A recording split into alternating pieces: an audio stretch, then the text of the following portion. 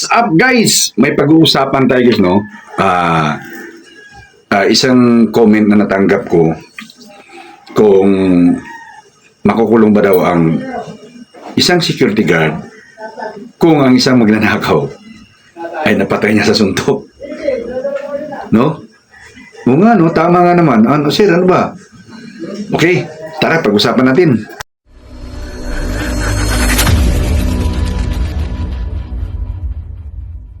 Alright guys, welcome sa Riddles TV. 14 years more or less bilang security officer, security guard. Mag-usap tayo doon guys sa isang comment, no? Pero bago ang lahat guys, no? Baka magulat kayo, may isang mahabang buhok. Hindi mukhang security guard, hindi mukhang security officer. Dahil guys ako ay isa ng retired na po ako, hindi na po active. No, hindi na po active sa duty, no? So nag-retired po tayo ng maaga-aga ng konti, no? At ako ay nagbabahagi ng mga karanasan ko, kaalaman ko sa pag-duty ng security guard para makapagbigay gabay, magpagbigay ng advanced learning at guidance na rin sa mga magsi-security guard pa at yung hindi maalam sa mga takbuhan ng pagwagwardya, no? So parang mentoring. Ngayon, ngayon guys, pag-usapan natin bago nga pala guys, pumunta kayo dun sa sa channel ko yan guys, no? Puntahan nyo yung playlist, playlist. Pag napuntahan nyo yung playlist guys, lalabas to, ayan. Nandyan yung mga, ayan sa Security Guard Matters, nandyan yung mga mga tawag dyan, video natin na magbigay sa inyo ng kaalaman, advance info, learning, gabay, guidance sa inyo guys. Marami tayong may bibigay sa inyo na gabay para sa pag-duty ng security guard. So ngayon guys, diretso na tayo dyan sa comment na yan. Ayan, no? Sabi ng comment na yan, paano sir, kung saksakin ka na tapos mapatay mo na sa suntok, di mo gagamit ang baril, ginamit na yung baril, makukulong ka ba nun? Okay, malabo na mata ko guys. Baka isipin nyo, hindi ako marunong magbasa, malabo na yun, hindi mabasa. Kaya nahirapan ako magbasa. Ayaw ko magsalamin guys kasi nakakatanda Matanda na nga yung edad ko, tapos nagsasalamin pa ako. Baka tumanda. Anyway, kaya hindi ko mabasa ng tama kasi medyo malabo-labo na. Nagkukontra yung ilaw tsaka yung litra, no? Anyway, so, yun ang katanungan niya, no? Kung sasaksakin ka na, tapos nasuntok mo, grabing lakas ng suntok mo, ang lakas ng suntok ng gwardiya, kung gano'n, may iba, pero may mga tao talagang gifted, no? Malakas manuntok. Anyway, ganito yan guys, ganito. Una-una, disclaimer, hindi ako abogado. Hindi rin ako expert. Hindi rin ako expert. Isa lang akong ordinaryong opisyero ng duty. At ano yung mga konting kaalaman na nailagay sa aking kaisipan, wala po akong binabasang libro, wala po akong kuhan ba, yung mga librong binabasa para basihan natin sa pag-uusapan. Ang binabasihan ko lang yung aking kaalaman konti at yung karanasan ko nung nag-duty ako, no?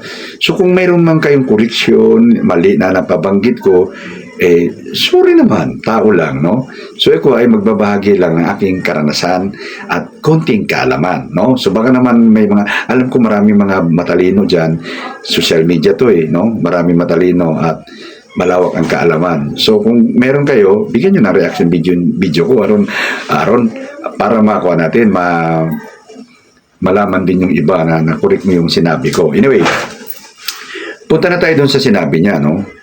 Kunwari, napatay niya yung magnakaw sa suntok. Kasi sasaksakin na siya. Okay guys, ang security guard guys, hindi makukulong ang isang security guard pag na-establish mo ang sitwasyon ng self-defense. No? Kasi tayo mga security guard, we are not tulad ng police. Na ang pulis nga, pagka wala din sa maayos na sitwasyon, pwede rin silang kasuhan lalo na kung tinatawag na nag-aabuso ka sa iyong posisyon, no? So tayo mga gwardiya ay considered as civilian na binigyan lang ng armas within our EOR i-UR natin sa ating duty, no? So yung armas natin, gagamitin natin last option yan. Last option at ma-establish mo na self-defense. So doon sa sitwasyon ay hindi ka makukulong. Ganito yan guys, no? Pag nakapatay ka ng tao sa iyong duty, hindi ibig sabihin acquitted ka agad. Hindi. Dadalhin ka sa police, i-hold ka doon. Under investigation ang situation. But still, ang mga pulis naman ay siyempre alam nila na nagtatrabaho ka lang. Huwag lang nilang ma-establish na umabuso ka sa iyong kapangyarihan, sa iyong pwesto, sa iyong bilang gwardiya, no? So ngayon, dito na tayo sa suntok, no? Paano ba ma-establish na homicide kasi ang kaso mo dyan, eh, no? Kasi hindi mo naman sinadya. Sino ba naman gagong naisip na mamatay ka sa suntok, no? So ganito yan. Kunwari, sasaksakin ka. Ngayon, ang kinounter mo sa saksak ay suntok. Pak! Naliphok mo o kaya nakuan mo. Kasi ang tao talaga, pag sobrang lakas ito, laglag yung panga mo nito. Pag medyo mahina-hina ang panga mo, laglag to. Dito, tulog ka. Dito sa puno ng tinga, tulog ka. Dito sa timpo, tulog ka o kaya patay ka. Pag sobrang lakas, ang sumuntok sa'yo. Tapos mahina yung resistensya mo. Mahina yung absorption mo sa akuan. So, kung sinaksa ka at nakita kunwari may CCTV na suntok mo siyang ganun, automatic talaga, hindi ka makukulong nun. Kung may CCTV, no? Kung may CCTV, kung wala, tatakbo yung investigation, guys. Tatakbo yung investigation. Kung talagang totoong nandun yung threat na sinaksa ka at hindi mo sinadyang nasuntok mo siya at napatay, ang mahulog din talaga siguro yun sa tinatawag na self-defense, no? So, kailan tayo pwedeng makulong? Ganito yan, guys. Kunwari yung magnanakaw ay medyo, lalo na kung may kasiraan sa isip, may sira sa isip ba, medyo may kapayatan, payat siya, kayang-kaya ng, physically, mismatch sa'yo. Mismatch sa'yo yung physical ng appearance ng magnanakaw pa, tapos may dalang kutsilyo. At napatunayan doon sa investigation na yung in-apply mong force, excessive force, ibig sabihin yung binigay mong suntok ay hindi isa, hindi dalawa, marami. Baka nga, makikita yan sa investigation yung kasi makikita yan sa hematoma ng utak ng tao, eh. O kaya dito sa katawan, kunwari sa katawan mo na banatan, makikita yan na isa lang talagang binanat mo. Pero kung binanatan mo ng maraming beses, doon ka na makukulong, guys. Kasi bakit? In-applyan mo ng too much force doon sa sitwasyon. Hindi na sinadya. Hindi ko sinadya. Sinadya mo na talagang kuanin siya, yung patayin sa suntok. So kung nanggigil ka, no? So guys, ganong sitwasyon, guys, nagdedepende ngayon yan sa pulis na mag-iimbestiga. At nagdedepende na rin yan sa pamilya ng magnanakaw. Kung yung magnanakaw talaga ay walang complainant, ang kalaban mo ay yung People's Republic, no? Parang ang pulis ang mga complainant noon. No, so siguro dahil may kunting bias, may kunting bias, may kunting pagkuhan. Pero kung nakikita naman ng investigador na masyado mong ginamit ang iyong puwersa para lang sa isang, lalo na kung ang magnanakaw ay ang ninakaw ay tinapay lang na para pangkain niya. Siyempre, nagkuha sa ng kutsilyo dahil nakita ng magnanakaw, ikaw, threat ka sa kanya. No? O nagnakaw lang ng konting halaga lang nakuha, tapos binanatan mo ng binanatan, ay may paglalagyan tayo yun, guys. No? So, kailangan marunong tayong maglagay ng ating sitwasyon sa ating sarili, no? May alam ka na supposed to be dapat napatay mo siya sa suntok dahil hindi mo sinadya na kinounter mo lang yung saksak niya, na sinaksak ka, pak! Especially kung nakita sa camera na sinaksak ka talaga at kinounter mo ng lip hook o kaya na right hook mo o kaya na streetan mong ganun, laglag dito, laglag siya, patay siya, makikita yun na hindi mo sinadya yung sitwasyon. Maaring self-defense kasi sinaksak ka na, no? So ilalaban ng abogado mo yon sa korte, no? But kung walang camera, walang CCTV na nangyari, nagdidepende yun sa tama ng tao. At siyempre, doon sa na may kutsilyo siyang dala, sir, sinugod ako at sinaksak. At sinuntok ko lang naman siya, sir, kasi nga, para makuhan ko siya. Hindi ko naman alam na napalakas yung suntok ko, sobrahan ng suntok. So, ang kaso natin doon ay homicide, but still, kung mapatunayan na you are self-defense ang sitwasyon, ay babalik tayo sa pag-duty. Ngayon lang may konting abala sa atin sa pag-duty natin. Kasi tayo mga gwardiya, lalo na ako nung nag-duty ako, maka-absent lang ako ng isang araw, malaking kabawasan na sa kita ko eh. Kung ma-hold pa ako dun sa kulungan, no? Kung marunong ka sa self-defense, karatista ka, black belter ka, pwede naman sigurong agawin mo yung kutsilyo, balian mo ng kamay. Ako, babalian ko ng kamay. Binabalian ko ng kamay. No? At, siyempre, kung marunong kang malakas ka manuntok, marunong ka sa suntukan, alam mo kung saan tamaan na hindi gaanong ma-damage. No? Maliban lang kung talagang sa bayan na kayo dyan, pak, nagsuntukan. Hindi. Pero yung kontrolado mo naman yung sitwasyon, kontrolado mo, kayang-kaya mo yung kaharap kahit may kutsilyo siya, siguro kahit balian mo ng kamay. Ako, babalian ko talaga ng kamay. Para madala ba? Paa, ganun, babalian ko yan. Doon, pag nabali yung paa niya, sabihin ko, sir, tumatayo po Tumatayo po, lumalaban pa po no choice na ako, sir, para ma-neutralize ko lang. Pero sa totoo lang, ginawa mo yun para madala siya sa ginawa niya, no? Ako, babalian ko talaga ng kamay. Balian ko ng kamay o paa. No? Kung sa akin, Juan. Kaya yan ang nasa mindset ko dati na pag may mangyari ganun, inaaso.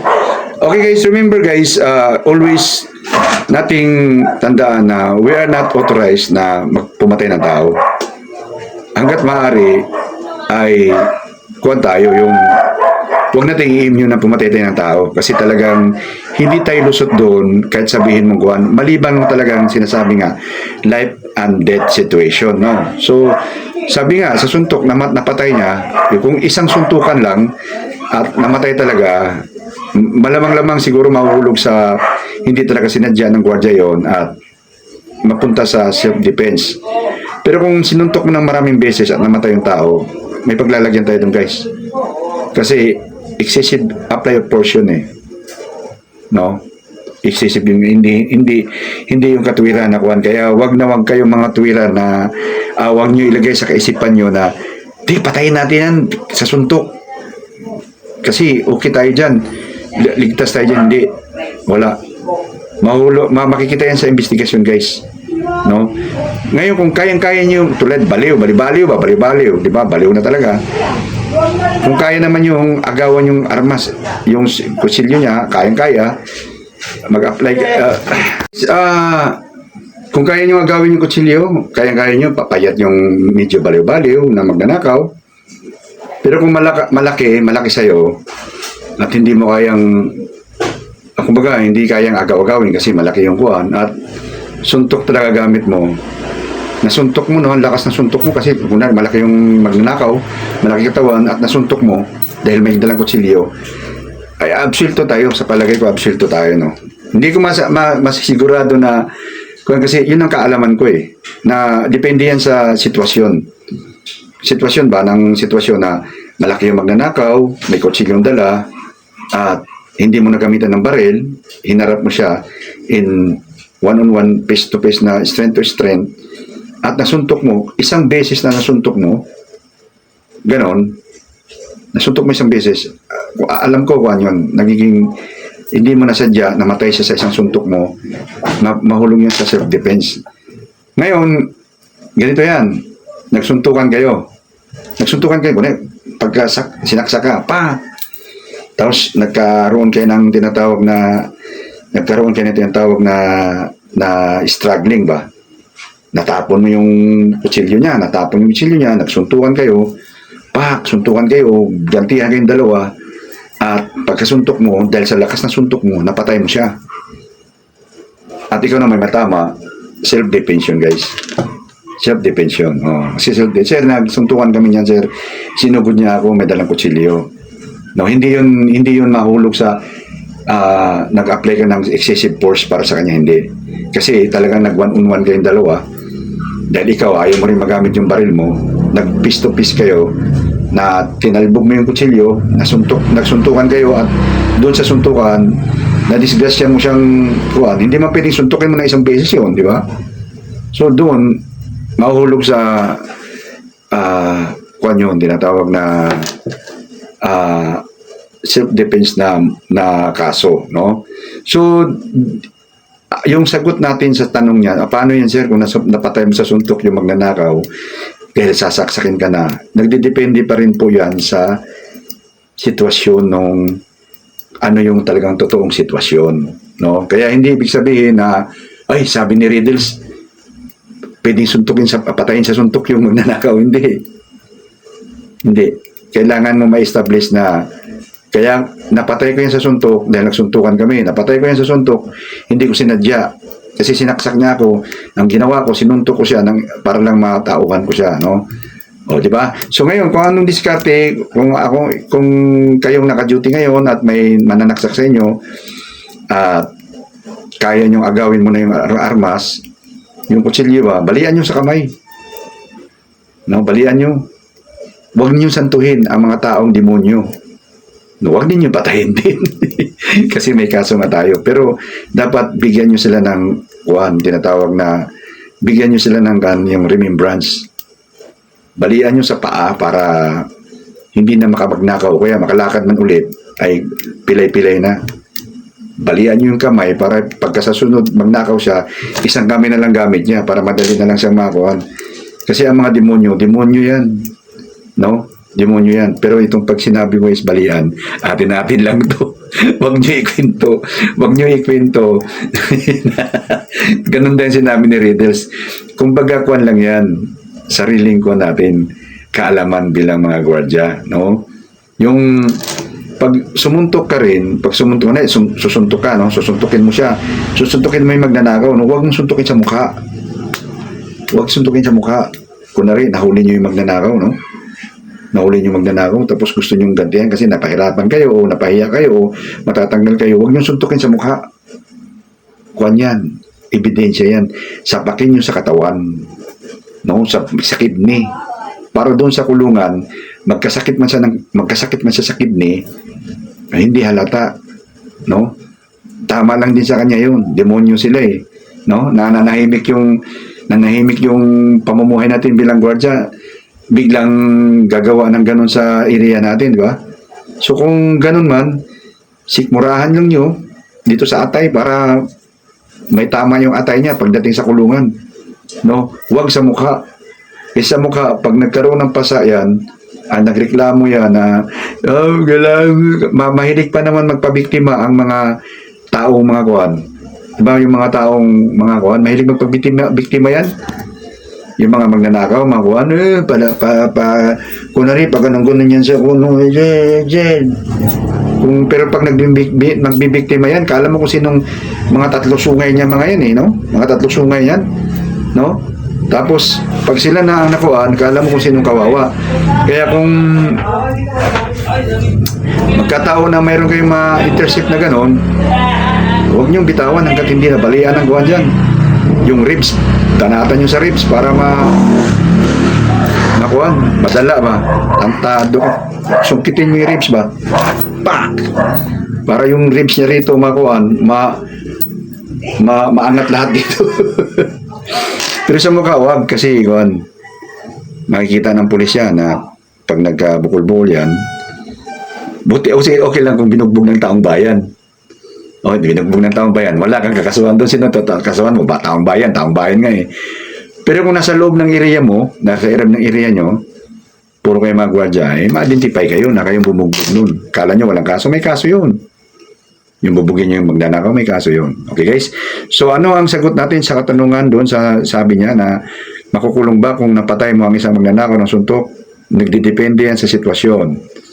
No?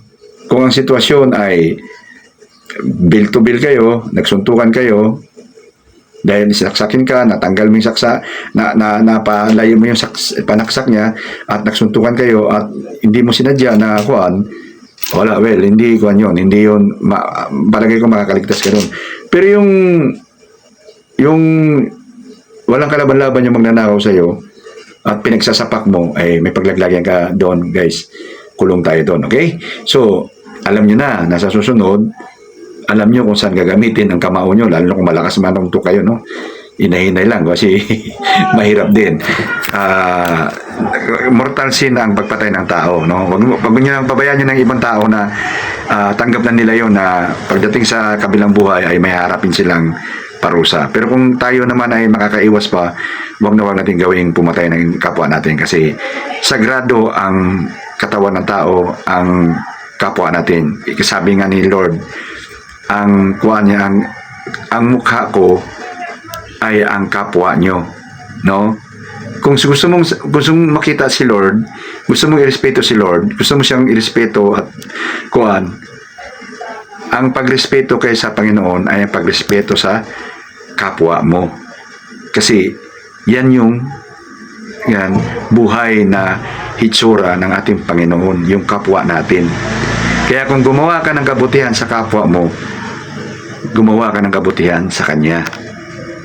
Kung gumawa ka ng kasamaan sa kapwa mo panggugulang, sa Kanya, ginawan mo ng kasamaan ang Panginoon natin. Kaya hindi mo alam na may karmang dumating sa iyo dahil sa ginawa mo sa kapwa mo. Okay? So, kita-kita tayo sa next video, guys. I hope na mag-like kayo, subscribe sa hindi pa subscriber, at kita-kita sa next video. Bye-bye, guys. Bye-bye.